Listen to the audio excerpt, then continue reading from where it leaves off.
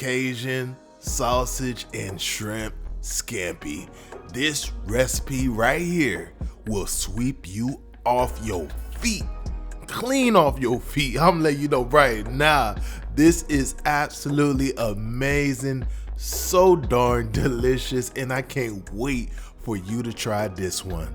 So let's not waste time and get right on into it. Let's get started. So you want to begin by getting a pot of water to a rolling boil, and I'm just dropping in a little pinch of salt, and go ahead and get your pasta in there, and you're gonna let this cook until it is al dente. And once it is, you want to go ahead and drain it and set it to the side as we work on the rest of this recipe. I have my pan here to about a medium to medium high. I drizzle a little bit of oil into the pan, and we're dropping in that andouille sausage. So good right here. You want to cook these all the way through until they're looking nice and beautiful, and you're going to remove them from the heat and set them off to the side as we move on and get the rest of our yummy ingredients going. So we have our minced garlic going into the pan, as well as some sliced grape tomatoes. You're going to let that go for about 2 minutes or so, and then you're going to drop in your white cooking wine and let that bubble up and do its thing.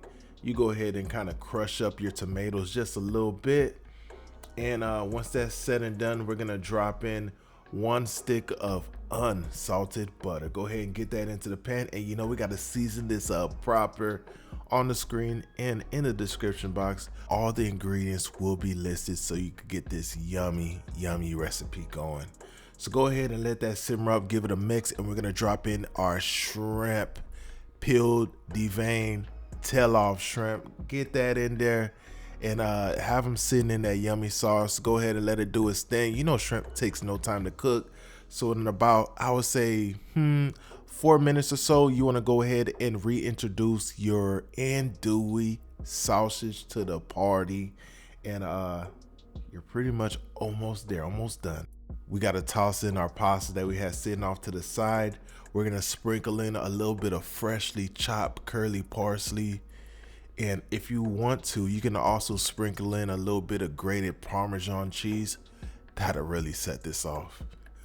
And you're pretty much done. Go ahead and mix it up. Get your pasta coated in that yummy sauce.